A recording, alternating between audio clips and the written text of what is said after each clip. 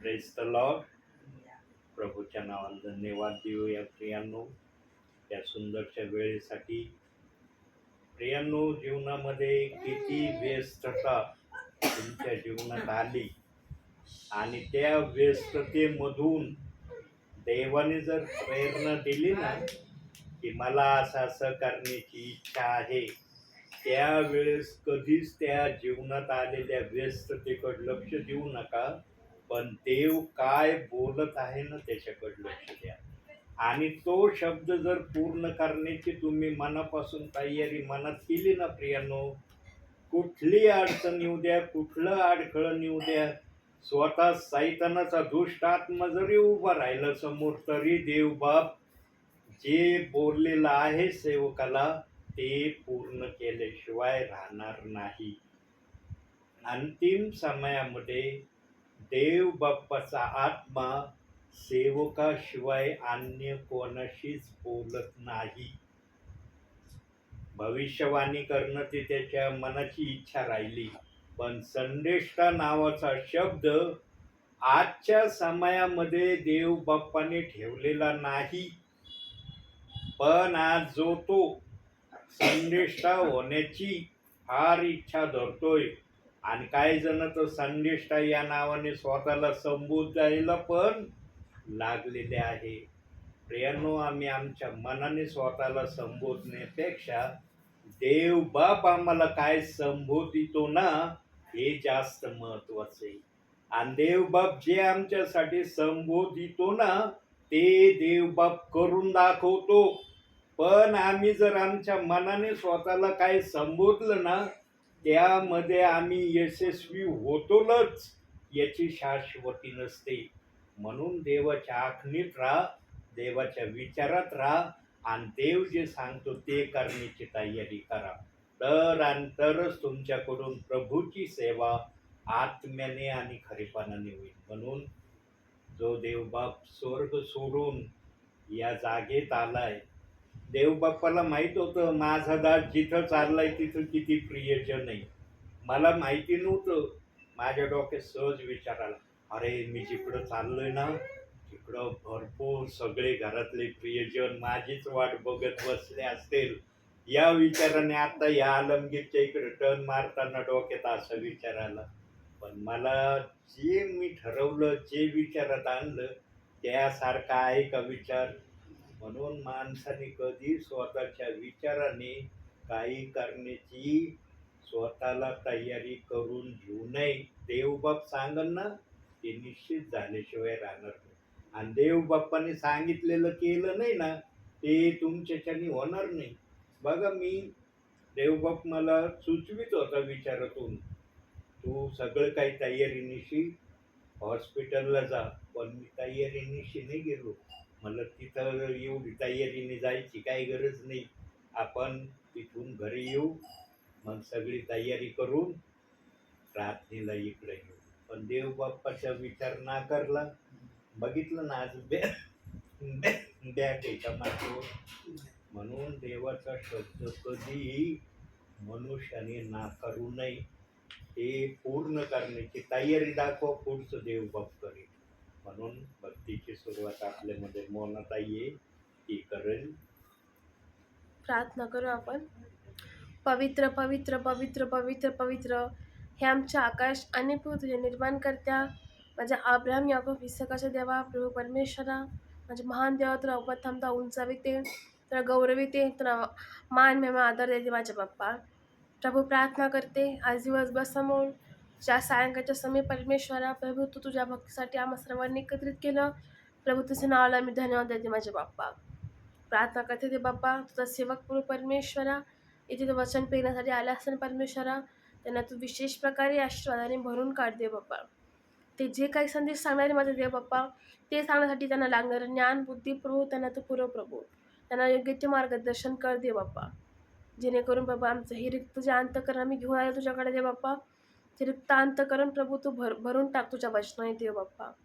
इथे बसल्या दे बाप्पा सर्वांना तू आशीर्वादित कर. एवढी लहानशी नम्र प्रार्थना धन्यता तारणारा प्रभू येशू ख्रिस्त याच्या गोड आणि पवित्र नावाने केली, म्हणून पित्यात्व आहे. आमेन. आमेन. काही गीतांच्या आपण आज फक्त सुरुवात गाणार आहोत आणि जे परिचयाचे गीत आहेत तेच आपण गाण्याचा प्रयत्न करू. त्याचं चरण आपण गाणार नाही, फक्त सुरुवात गाणार आणि दुसऱ्या गाण्याला पुन्हा सुरुवात करणार. 2 ते 3 गीतं आपण गाण्याचा प्रयत्न करू. पहिलं जे गाणं आहे ते तुम्हाला येतं किंवा नाही मला माहित नाही, पण देव बाप्पांना मला तेच पहिलं गीत गाण्यासाठी सुचवलं आहे. सुख में हमारा, दुख में हमारा, यीशु मसीह हम सबका सहारा. सुख में हमारा, दुख में हमारा, यीशु मसीह हम सबका सहारा. यीशु मसीह हम सबका सहारा. सुख में हमारा, दुख में हमारा, यीशु मसीह हम सबका सहारा. यीशु मसीह हम सबका सहारा. यीशु मसीह हम सबका सहारा. तू प्यार का सागर, सागर दया का तू है. तू प्यार का सागर, सागर दया का तू है. तेरे प्यार के सागर में हम तैरना चाहते हैं. तेरे प्यार के सागर में हम तैरना चाहते हैं. तू प्यार का सागर, सागर दया का तू है.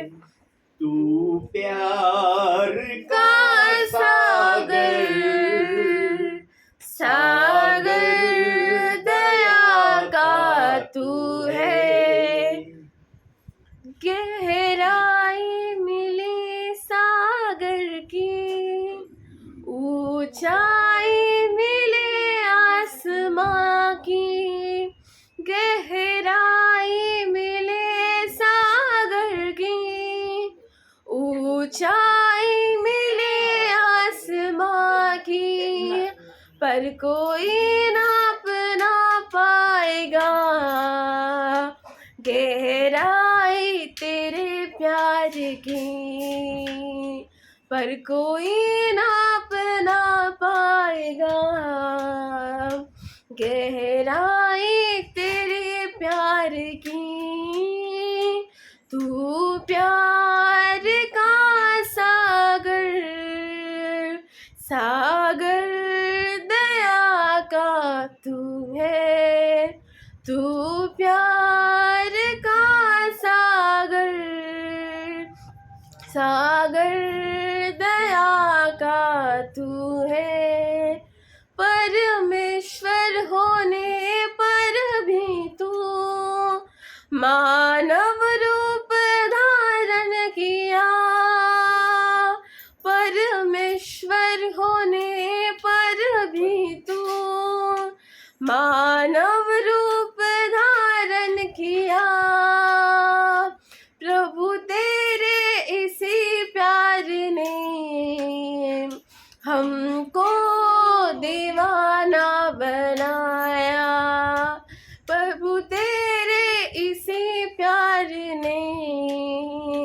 हमको दीवाना बनाया।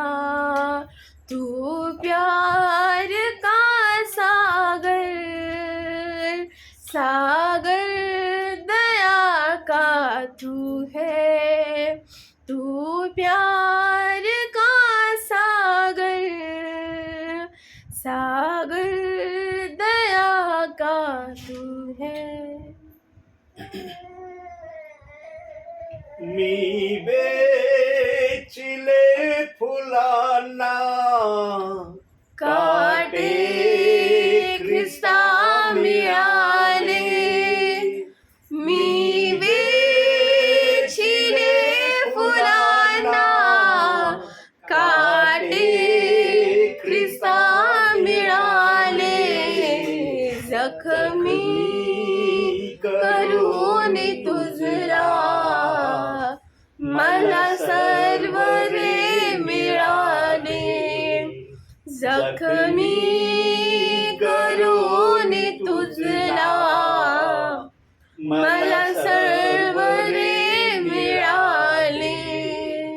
मी वेचिले चिले फुलांना काटे ख्रिस्ता मिळाले। मी वेचिले फुलांना काटे ख्रिस्ता मिळाले। जखमी करून तुझला मला सर्व रे मिळाले। जखमी करून तुझला मला सर्व रे मिळाले। मला सर्व रे मिळाले, मला सर्व रे मिळाले।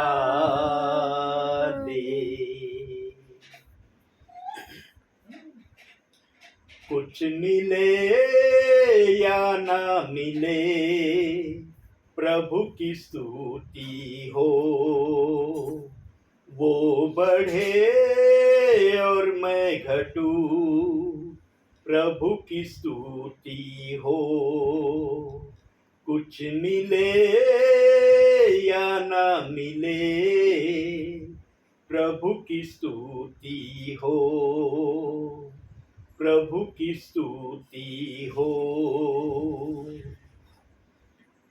राहों में कांटे अगर हो, रुकना नहीं चलते जाना।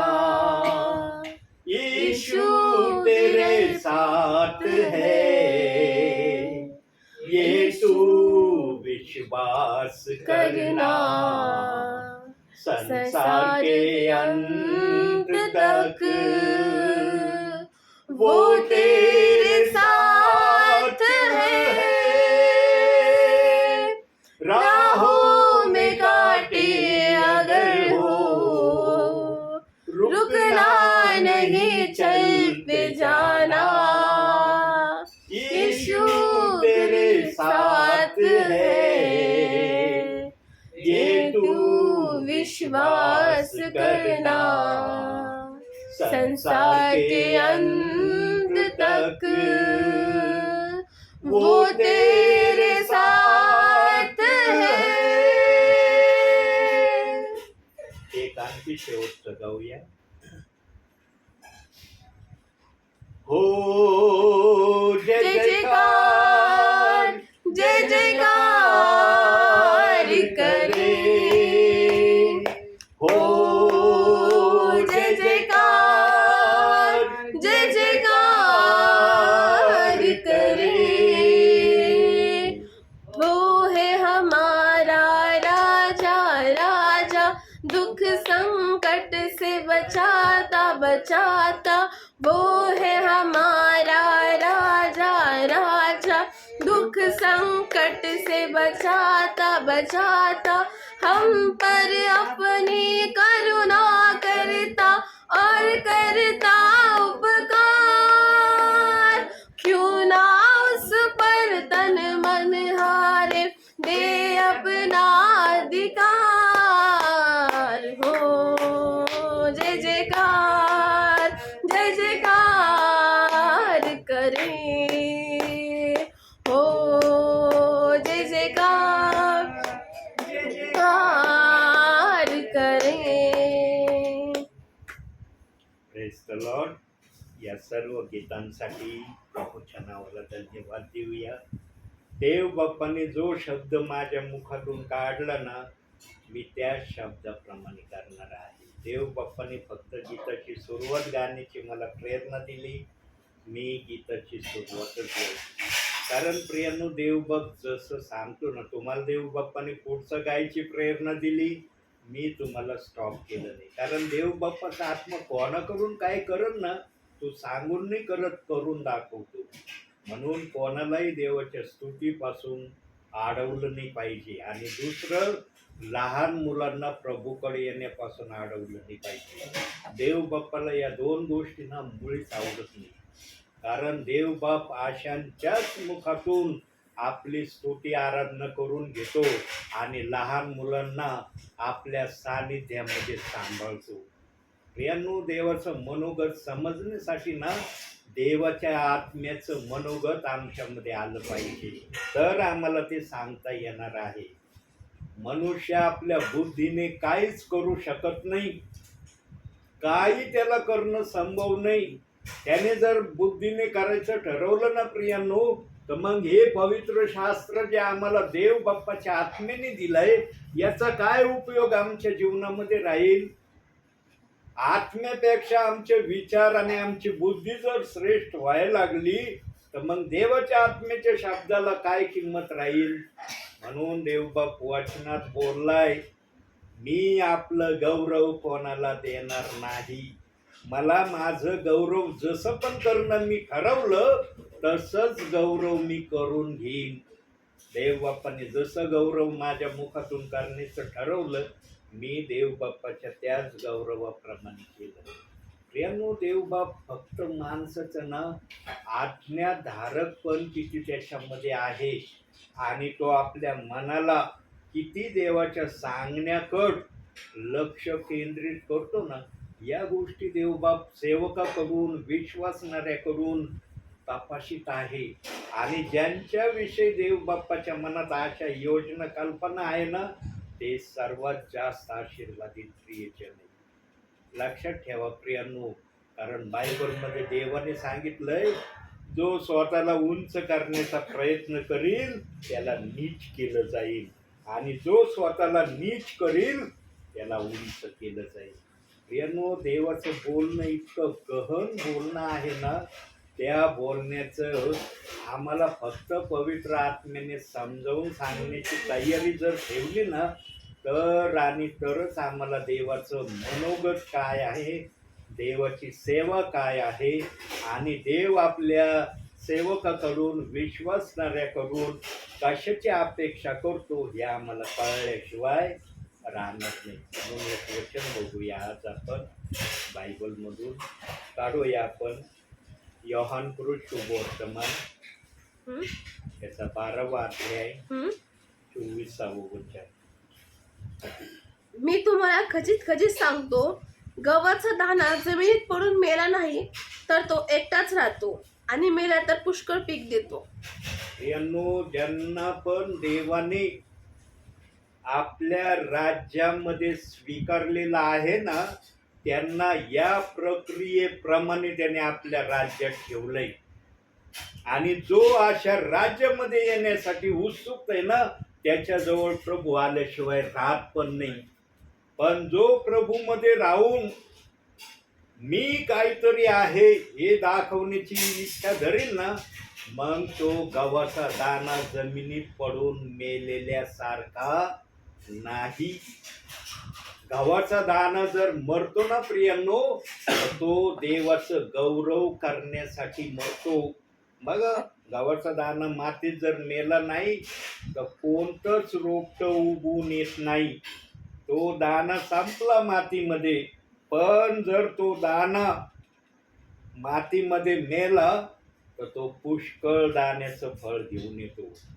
देवालयातून काय शिकवायचंय, काय सांगायचंय, की विश्वासणारा असो, सेवक असो, प्रत्येकाला मी माझ्या राज्यामध्ये त्यांनी फळ आणावं याची मान्यता दिलेली आहे.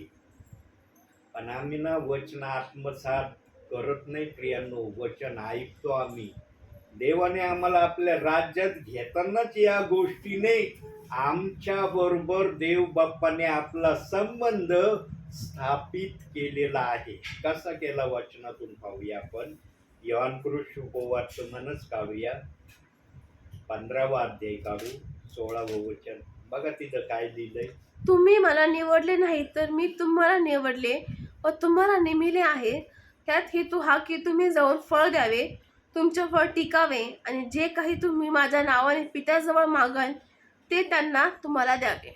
बघा देवाचा मनोगत आम्हाला आपल्या राज्यात घेतानाच काय देव बाप्पाने प्रगट केलाय. काय म्हणलाय, तुम्हाला मी निवडले कासाठी, फळ देण्यासाठी. फळ द्या तुम्ही. फळ दिलं तर तुम्ही माझे सर्व काही मागा माझ्याकडं, तुम्हाला दिल्याशिवाय राहणार नाही.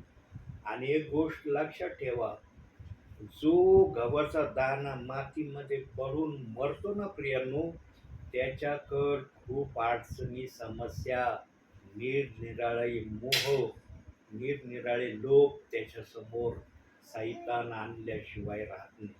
हे लक्षात ठेवा कधी पण. अशा जाळ्यामध्ये तो टाकण्याचा प्रयत्न करीन ना, त्याची फक्त सैतानाची एक तळमळ चाललेली या पृथ्वीवर, सेवकासाठी पण आणि विश्वासणाऱ्यासाठी पण. कसाही करून सेवक विश्वासणारा देवाच्या वचनापासून दूर कसा होईल याची तळमळ सैतान आजपर्यंत पृथ्वीवर करत आहे. आणि या प्रक्रियेला करण्यासाठी तो अतिशय अनुतप्त आणि क्रोधाने, रागाने माणसाकड उतरून येत आहे, असं प्रगटीकरण 12:12 मध्ये आम्हाला वाचायला मिळतं. प्रियांनो, सैतान इतका देव बाप्पाला, जो सैतान आज आम्ही म्हणतो, इतकं देव बाप्पाला त्याला निर्मळ करायचं होतं ना प्रियांनो, जितका देवबाप निर्मळ नाही ना, त्यापेक्षा देवबाप त्याला जास्त निर्मळ करण्याची मनामध्ये इच्छा ठेवत होता. काय इच्छा ठेवत होता अशी देवबाप आपणापेक्षा लुसिफरला जास्त निर्मळ करण्याची? कारण देव बाप्पाच्या मनाला, देव बाप्पाच्या हृदयाला आणि देव बाप्पाच्या आत्म्याला लुसिफर स्वर्गामध्ये प्रसन्न करत होता. प्रियांनो, देवाला प्रसन्न करणं इतकं सोपं समजू नका जीवनामध्ये. काय जणांना फार सोपं वाटत, काय नाही देवाचं एकच स्तुतीचं वाक्य बोललो देव झाला प्रसन्न. प्रियांनो, देवबाप त्यांनी पण प्रसन्न होतो, नाही नाही म्हणत, पण केवळ एवढ्यानेच देवबाप प्रसन्न होतो असं नाही. देवाला प्रसन्न करण्याचे आमच्या समोर असंख्य उपाय देव बाप्पाने ठेवलेत आणि हे सर्व उपायाचा मनोगत देव बाप्पाने मनात ठेवून त्याने वचनात सांगितलंय, तुम्ही मला निवडले नाही तर मी तुम्हाला निवडले आहे. कशासाठी? की तुम्ही जाऊन फळ द्यावे म्हणून निवडले. देवाने पण फुकट नाही निवडलं आम्हाला. देव बाप्पाने ज्याची पण आवड धरली ना, आदानं मला देखील एदेन बागेत बनवलं ना, काही ना काही त्यांनी आशा ठेवली, काही ना काही इच्छा ठेवली. आदामाने इच्छा पूर्ण नाही केली, तो भाग वेगळा आहे. पण देव जे पण करतो ना, त्याचा परिणाम किंवा त्याचा आशय तो जरी बोलून दाखवित नाही, पण आम्हाला वचनाच्या सामर्थ्यामध्ये तो आशय कळवतो. आणि ते कळवण्यासाठी तुमच्याजवळ पवित्र आत्मा असणं गरजेचं आहे. पवित्र आत्मा आहे ना, तुम्ही सर्व काही करू शकता. तुमच्याजवळ काही जरी नसलं, फक्त पवित्र आत्मा आणि बायबलचे आत्मसात केलेली वचनं जर तुमच्या हृदयात आहे ना, कधी पावरा टाका, रिकामा बाहेर येणार नाही. काही ना काही घेऊन येईनच तो बाहेर. अंतिम समयामध्ये देवबाप फक्त शेवटची इच्छा काय करतोय माहिती का? विश्वासणाऱ्याकड, सेवकाकड काय इच्छा असेल बरं अंतिम समयात देव बाप्पाची? सेवकाकड, विश्वासणाऱ्याकड फक्त एक इच्छा आहे. काय इच्छा आहे? हरेकाकडे आहे बर का. असं समजू नये की याच्यातून याला वगळलंय, त्याला वगळलंय किंवा याच्याबद्दल मनामध्ये देवाच्या काय नाही, असं नाही. सर्वांबद्दल अंतिम समयामध्ये तरी देव बाप ही आशा धरतोय. काय आशा धरतोय? वचनातून पाहू. याकोबाचं पत्र, पहिला अध्याय, 22 वचन. पहिला अध्याय 22. हो. वचनाप्रमाणे आचरण करणारे असा केवळ ऐकणारे असू नका, आशाने तुम्ही स्वतःची फसवणूक करीता. किती जणांना आज देवाच्या उपस्थितीमध्ये हे म्हणण्याचं धाडस आहे की मी देवाच्या वचनाप्रमाणे आपल्या जीवनामध्ये चालत आहे. धैर्याने, सामर्थ्याने, जल्लोषाने किती जणांना हे म्हणता येतंय? प्रियांनो, वचनाप्रमाणे आचरण करणारा ना कृती करून दाखवणारा असतो. बोलत नाही तो. बोलणं आणि करणं याच्यामध्ये अंतर आहे. जे बोलता ते करून दाखवा. जर तुम्ही बोलता आणि करत नाही ना, तर मग ते तुमच्या बोलण्याला काही किंमत राहत नाही. कोणताही व्यक्ती असो, विश्वासणारा असो, एखाद्याच्या वाक्याला ना तो 2 वेळेस फार तर 3 वेळेस सहन करतो. 3 वेळेस शेवट त्याचं सहन करण्याचं माध्यम असतं. 4थ्या वेळेस त्याला कळून चुकतं की हा बोलतो करणारा नाही. मग तो त्या शब्दाकडे इतकं लक्ष देत नाही जितकं लक्ष पहिल्या 3 वेळेस बोललेल्या शब्दाकडे तो करत राहिलेला असतो. म्हणून प्रियांनो, आम्ही जे पण बोलू ना ते करण्याचा आम्ही प्रयत्न केला पाहिजे. अडचणी येतील, निरनिराळ्या गोष्टी येतील, हे नाकारता पण येत नाही. पण जे तुम्हाला करायचं तुम्ही ठरवलंय ना ते करण्याचं ध्येय तुम्ही मनामध्ये ठेवा. देवबाप पुढचं पाहीन काय करायचं ते. म्हणून ख्रिस्तामध्ये यशस्वी व्हायचं असेल, स्वर्गामध्ये खरंच प्रभूच्या आसनासमोर बसण्याची आशा जर धरलेली असली तर वचनाप्रमाणे आचरण करण्याच्या कृतीमध्ये स्वतःला उतरवा. आणि या कृतीमध्ये उतरवण्यासाठी बायबल वाचन करणं, प्रार्थना करणं आणि आज्ञापालन करणं या 3 गोष्टी या वचनाप्रमाणे आचरण करणाऱ्या गोष्टीमध्ये सामील होतात. आणि जो वचनाप्रमाणे आचरण करतो ना प्रियांनो, तो कधीही बायबलच्या शब्दाला दोष लावित नाही. बायबलच्या वचनाच्या विरोधात कुरकुर करत नाही. अपशब्द वचनाविषयी वापरीत नाही. आज काही जण इतके निडर झालेत, वचनाविषयी अपशब्द बोलायला घाबरू नाही राहिले. प्रियांनो, जेव्हा भय समाप्त होतं ना मनुष्याच्या जीवनामधून, तेव्हा त्याला वचनाचं महत्व त्याच्या जीवनात राहत नाही. मग ते कशाविषयीचं वचन असू द्या, कुठलंही असू द्या, त्याला त्या वचनाबद्दल आदर त्याच्या मनामध्ये तो ठेवीत नाही. जिथं आदर आहे ना तिथं सन्मान आहे. जिथं आदर नाही ना तिथं सन्मान नाही, असं वचनात सांगितलेलं आहे नीतिसूत्रामध्ये. आदराच्या ठिकाणीच आमचा देव बाप आपल्या लोकांचा सन्मान करायला सदैव तयार आहे. म्हणून तो वचनात बोलतो, तुम्ही मला निवडले नाही तर मी तुम्हाला निवडले. आम्हाला तर माहिती नव्हतं की प्रभू कोण आहे, काय आहे, कसा आहे, या जगात तो कशासाठी आला. पण जेव्हा आम्ही त्याच्याकडे आलो प्रभूच्या सांगण्याप्रमाणे, तेव्हा प्रभूने आम्हाला समजू दिलं की मी तुमच्यासाठी जगात कशासाठी आलोय. आणि ज्यांना हे वाक्य समजले ना की प्रभू माझ्यासाठी या जगात कशासाठी आलाय, ते प्रियजन असो, सेवक असो, पूर्ण करण्याच्या मार्गाकडे स्वतःला नेहमी ठेवण्याच्या प्रयत्नामध्ये आहे. प्रियांनो, देवबापासाठी आम्ही 1 पाऊल उचललं ना, देवबाप आमच्यासाठी 2 पावलं उचलल्याशिवाय राहत नाही. म्हणून बायबल हेच एक माध्यम आहे, हेच एक रस्ता आहे की आम्हाला स्वर्गाच्या आसनापर्यंत घेऊन जायला समर्थ आहे. म्हणून प्रियनो, बायबल वाचण्यापासून कधी स्वतःला अलिप्त ठेवू नका. आपलं मन कठीण करू नका. बायबल वाचण्यासाठी तुम्ही वेळातला वेळ, 1 मिनिटाचा वेळ तुमच्याच्याने निघणार नाही का जीवनामध्ये? सांगा, 1 मिनिटाचा वेळ तुमच्या जीवनात नाही देवाचं वचन वाचण्यासाठी? 30 सेकंद, फार तर 35 सेकंद, आणि लय शिकस मारलं तर 40 सेकंदामध्ये कोणतंही वचन बायबलचं वाचून होतं. नवीन करारामध्ये, जुन्या करारामध्ये आहेत काही काही वचन खूप मोठाले की ते 1 मिनिटामध्ये वाचून होणार नाही. पण नवीन करारामध्ये बहुसंख्य वचन, बहुसंख्य म्हणण्यापेक्षा सगळेच वचन 1 मिनिटाच्या आतमध्ये वाचून कंप्लीट होणारे वचन आहे. फार मोठाले वचन नवीन करारामध्ये देव बाप्पाने ठेवले नाही, पण जुन्या करारात फार मोठाले वचन देव बाप्पाने ठेवलेत आणि आहेत.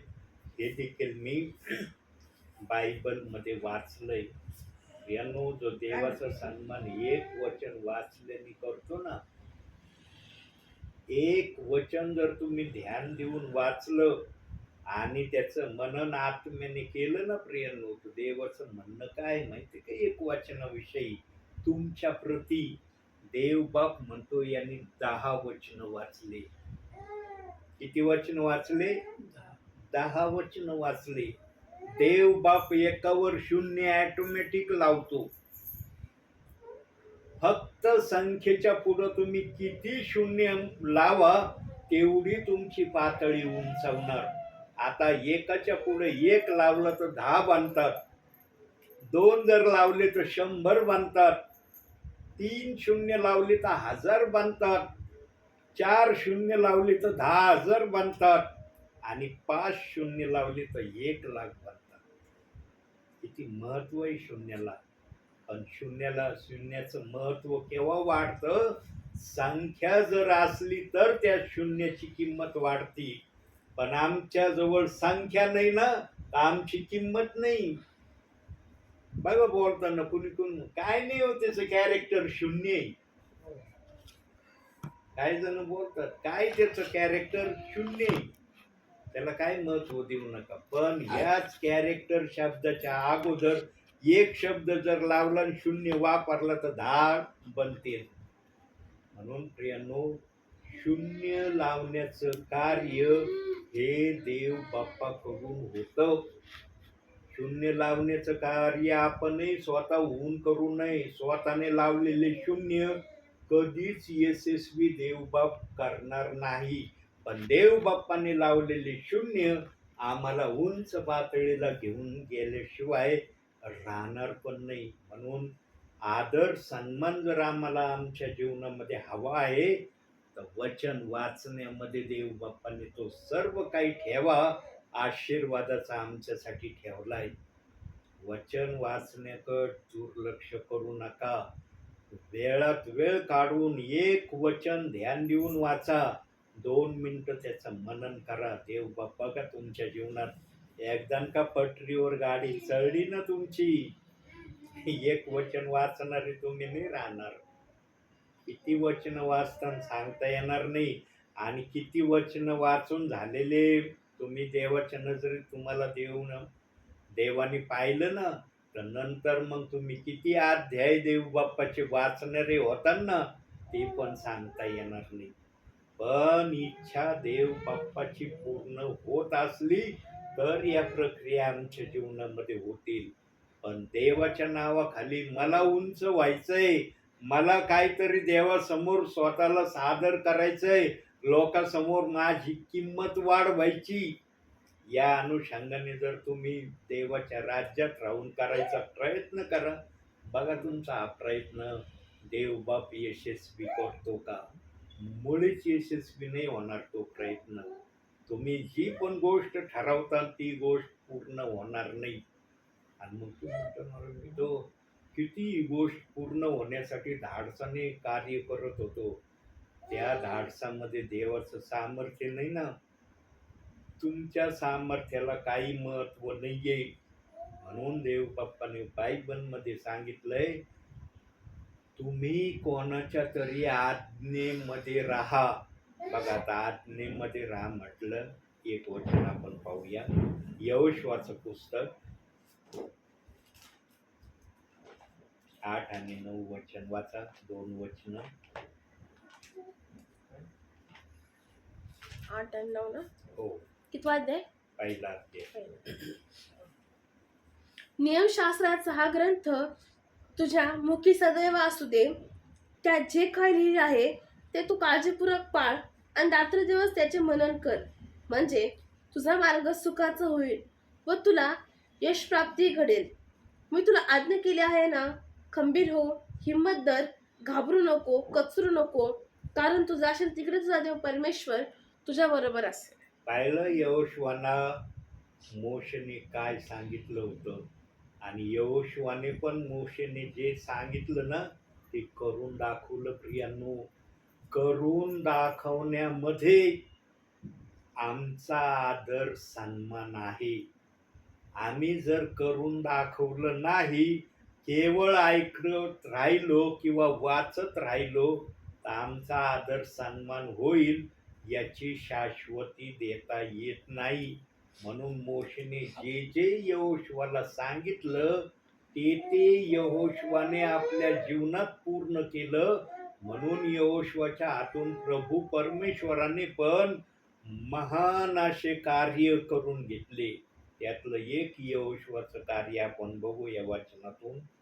यहोशुआचं पुस्तक 10वा अध्याय 12-13 वचन वाचा.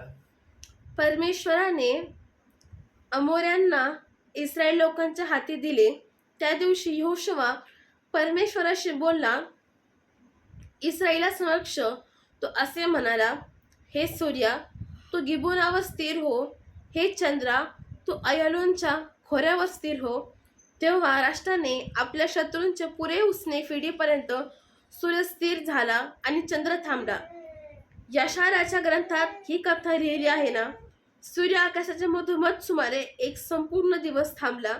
त्याने अस्तास जाण्याची घाई केली नाही. पाहिलं काय सामर्थ्य यहोशुआच्या मुखात ठेवलं होतं.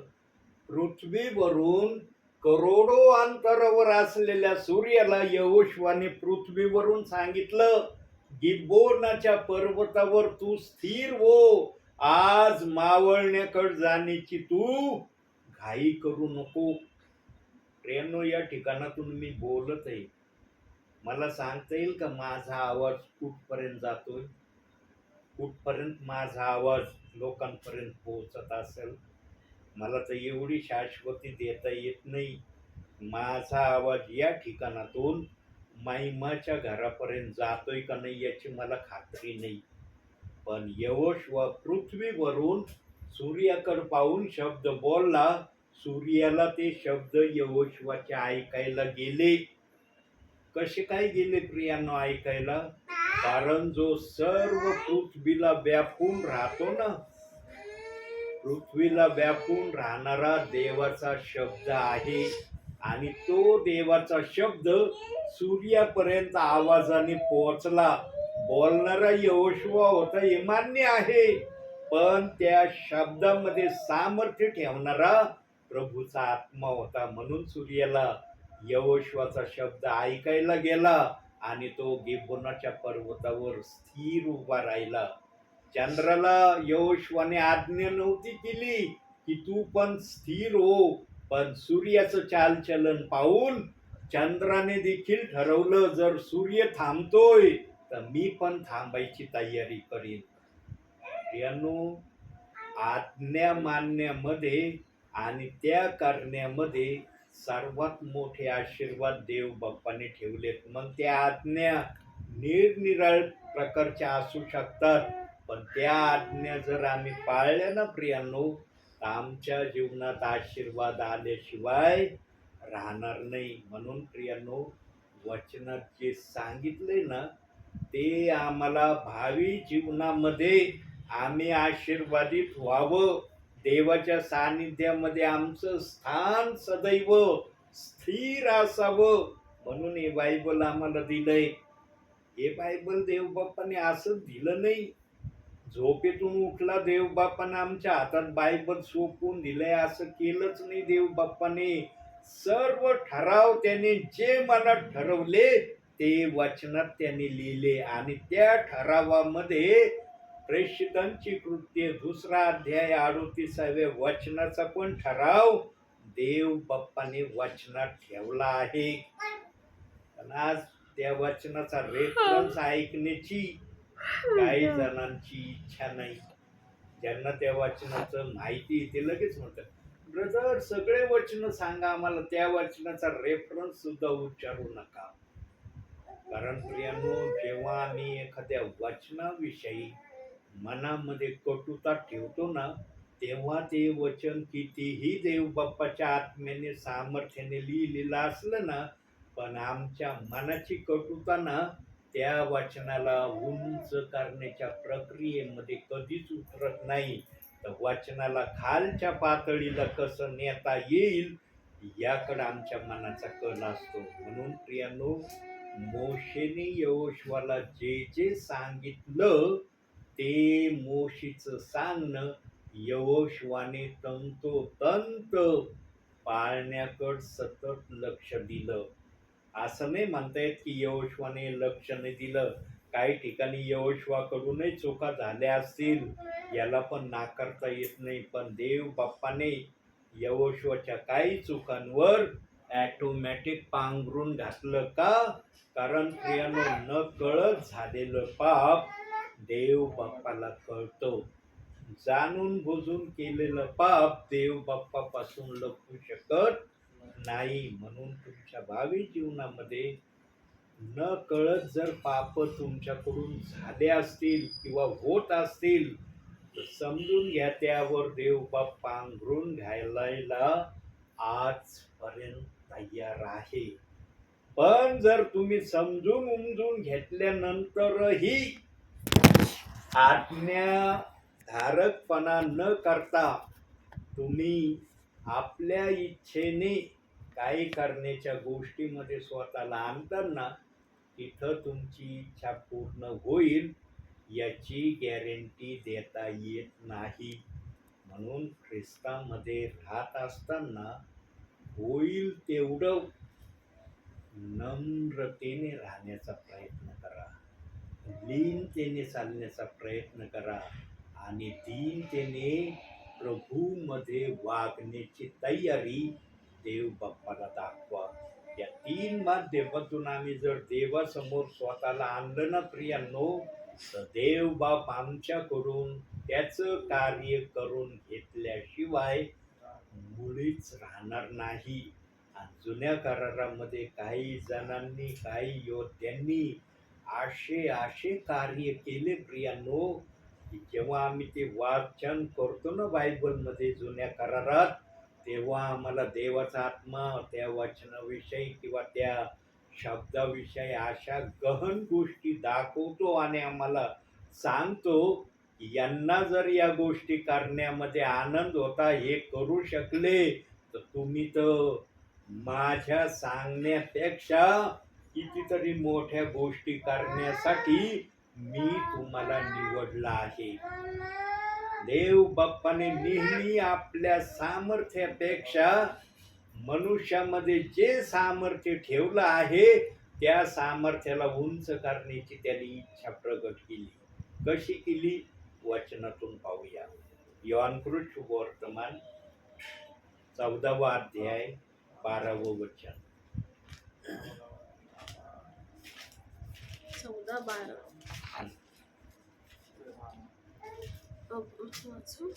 मी तुम्हाला खचित खचित सांगतो, मी जी कृत्ये करीतो ती माझ्यावर विश्वास ठेवणाराही करेन आणि त्यापेक्षा मोठा करीन, कारण मी पित्याकडे जातो.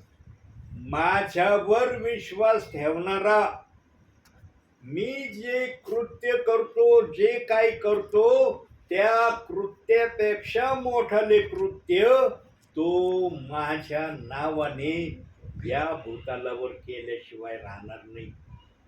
प्रियानो, देवाचा आत्मा त्यांच्याचद्वारे अशा महान गोष्टी करण्याची अपेक्षा करतो ज्यांनी स्वतःला देवासमोर आणलं आहे आणि देवाला सांगितलं आहे, देव बाप्पा मी तुझ्या समोर आलोय, तुला माझं काय करायचं असेल ते कर, पण माझी एकच इच्छा या माग आहे की मला माझ्या भावी जीवनामध्ये आतापर्यंत जर चांगलं करता आलं नाही तर आजच्या दिवसानंतर मी तुझ्यासाठी माझ्या जीवनामध्ये चांगलं करण्याचं ठरवलं आहे. तेव्हा देवबाप ऐकल्याशिवाय मुळीच राहत नाही प्रियांनो. देवबाप ते करून दाखवतो. म्हणून बघा प्रियांनो, काही जण असे आहेत की त्यांना ज्ञान जरी नसलं पण देवाच्या सानिध्यामध्ये, देवाच्या भयामध्ये स्वतःला ठेवण्याची ज्यांनी आशावर ठेवली ना, त्यांच्या मुखातून असे असे संदेश देवबाप्पाने आमच्यासाठी पाठवले की जो वचनाप्रमाणे बोलत होता त्याला देखील क्षणभर कळलं नाही की हे वचन मी ऐकत आहे किंवा बोलत आहे आणि या वचनाची माझ्या जीवनामध्ये आशीर्वादाची लाट उतरत आहे. व हरेक बायबलच्या वचनामध्ये आशीर्वाद भरलेला आहे. कोणतंही बायबलचं वचन आशीर्वादाविना देव बाप्पांनी ठेवलेलं नाही. म्हणून प्रियांनो, आम्ही पण जर बायबलचे अभ्यासक होऊ इच्छित असो, स्वतःला जर वाटत असेल की मला पण देवाच्या सानिध्यामध्ये काहीतरी बनायचंय, तर फक्त देवाच्या भयात राहा, देवाच्या सानिध्यात राहा आणि देवाला उंच करण्याची आशा मनामध्ये ठेवा. तुमचा कुठलाही मनोगत असो, कोणताही मनोरथ असो, तो पूर्ण झाल्याशिवाय राहणार नाही. पण ज्या पण मनोरथाला तुम्ही आपल्या मनात ठेवता त्या मनोरथामध्ये फक्त देवाचं गौरव असलं पाहिजे, तर तो मनोरथ तुमचा देवबाप पूर्ण करेल. पण जर त्या मनोरथामध्ये तुमच्या इच्छा दडलेल्या असतील ना देवापेक्षा अधिक, त्यावेळेला सांगता येणार नाही की तुमचं मनामधलं मनोगत देवबाप पूर्ण करेल. म्हणून शेवटी एका वचनाकडे आपण लक्ष देऊया. ते वचन वाचल्यावर आपण प्रार्थना करण्याकडे लक्ष देणार आहोत. काढूया प्रियांनो आपण एक वचन. 2 कोरिन्थीकराचं पत्र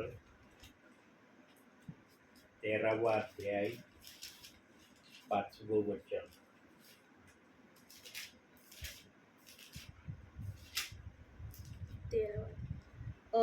तुम्ही विश्वासात आहात किंवा नाही ह्याविषयी आपली परीक्षा करा. आपली प्रतिती पहा. येशू ख्रिस्त तुमच्या ठाई आहे असे तुम्ही स्वतः संबंधाने समजताना, नाहीतर तुम्ही पसंतीस उतरलेले नाही. आज देवबाप फार काही बोलण्याची आशा करतोय, परंतु घरी पण अतिशय वेगाने पळू राहिली आणि देवाने आम्हाला सेवा करताना सांगितलंय, टाइमाकडे लक्ष ठेवून तुम्ही माझं गौरव करण्याकडे आपलं लक्ष केंद्रित करा. प्रियांनो, 2 रात्री झालं, 2 रात्री कंप्लीट 2 रात्री झाल्या. ना सकाळची झोप आहे ना रात्रीची झोप आहे. 2 रात्री कंप्लीट मला. तरी देव बाप्पाच्या आत्म्याने मला सेवा करण्यासाठी पाठवलं. प्रियांनो, देव बाप्पाला कधी आपल्या जीवनामध्ये निराश करण्याच्या कृतीमध्ये उतरण्याची प्रक्रिया दाखवू नका. देव बाप्पा आपलं गौरव ना तेवढ्याच वेळात करून घेईन जेवढ्या वेळात त्याला आवडतंय. तो पण वेळेकडे लक्ष देऊन आपल्या सेवकाला उपयोगात आणणारा आहे. असं नाही की देवाजवळ टाईम नाहीये आणि देव काही पण बोलत राहील किती काही वेळ. तो पण मोजकं बोलन, पण योग्य ते बोलन. भावी जीवनामध्ये विश्वासणारा सेवक देवाच्या सांगण्याने आशीर्वादित होईल. हेच शब्द तुम्ही देवाच्या दासाच्या मुखातून, विश्वासणाऱ्याच्या मुखातून आत्म्याने आणि खरेपणाने ऐकल्याशिवाय राहणार नाही. म्हणून प्रियांनो, स्वतःचं परीक्षण करा की मी विश्वासात किती स्थिर आहे, मी किती विश्वासात खंबीर आहे, मी विश्वासाला धरून प्रभूच्या राज्यामध्ये चालण्याच्या प्रक्रियेमध्ये स्वतःला किती आणला आहे, या गोष्टीकडे लक्ष द्या प्रियांनो. पवित्र आत्म्याजवळ हर शब्दाला फोडून सांगण्याची त्याच्यामध्ये हिंमत आणि साहस आहे. म्हणून पवित्र आत्म्याच्या प्रेरणेने सेवा करा. पेंटिकॉस्टच्या दिवशी पेत्राने पण पवित्र आत्म्याच्या प्रेरणेने देव बाप्पाची सेवा केली आणि 3000 विश्वासणारे देवाच्या राज्यात येणारे पेत्राच्या मुखातून निघालेल्या भाषणाच्या द्वारे आपल्याला देवाच्या राज्यात आलेलं आम्ही पाहतो. म्हणून प्रियांनो, मनुष्याचं धन दौलत याच्याकडे लक्ष न देता त्याच्याजवळ देवाची धनसंपत्ती किती आहे याच्याकडे लक्ष द्या आणि त्या गोष्टीचा सन्मान करा, ज्या सन्मानातून देव तुमचा सन्मान करण्यासाठी स्वतःला तुमच्या समोर सादर करेल. म्हणून आमचे जीवनाचं लक्ष आणि ध्येय प्रभूला उंच करणं ठेवा. आणि जर तुमचं लक्ष आणि ध्येय प्रभूला उंच करण्याचं आहे ना, देवबाप तुम्हाला याच भूतलावर ताऱ्यासारखं चमकवल्याशिवाय राहणार नाही. पण चमकवण्याची प्रक्रिया देवाच्या हातून होऊ द्या. तुम्ही स्वतः चमकण्याचा प्रयत्न देवाच्या नावाखाली करू नका.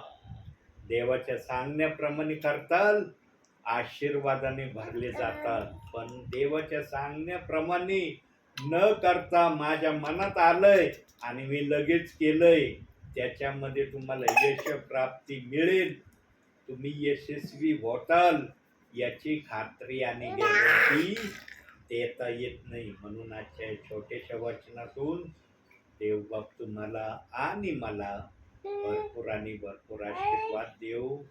आमेन. आमेन. डोळे बंद करा प्रियांनो. विकासासाठी करा प्रार्थना. काही सेकंद आपण शांत राहू प्रियांनो. देवबापाने जो पण निरोप आपल्याला कळवलाय त्या निरोपाला आम्ही आपल्या मनामध्ये स्वच्छतेच्या ठिकाणी ठेवण्यासाठी आपल्या मनाची तयारी करू. काही सेकंदानंतर आपण देवबापाचं वचनाला आपल्या जीवनामध्ये आत्मसात करण्यासाठी त्या गोष्टीकडे लक्ष देणार आहोत.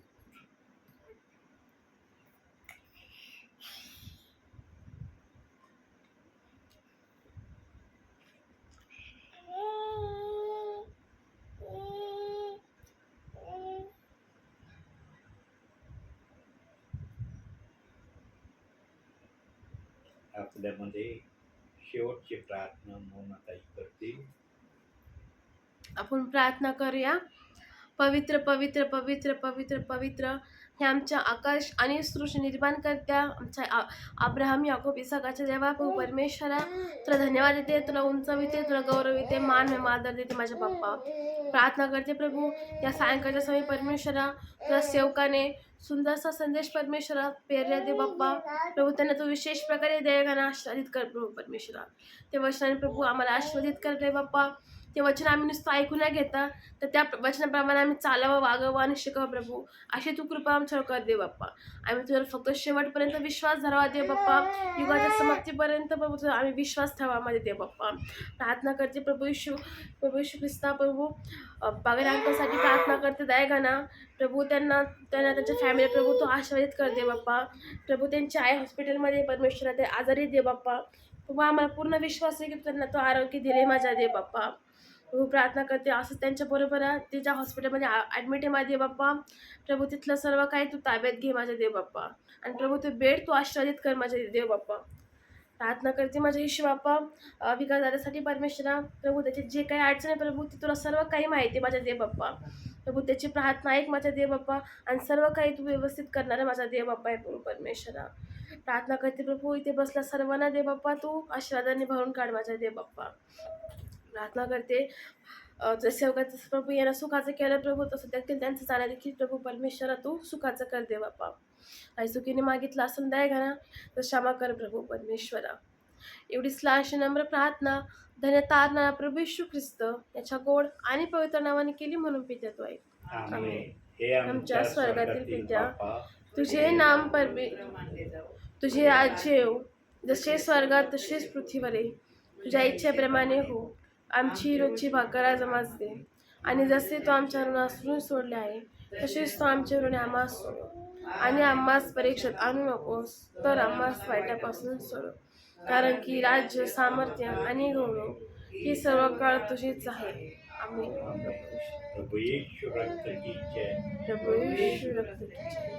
प्रभू येशू रक्ताचे जय. जय जयकार. आमेन. आमेन.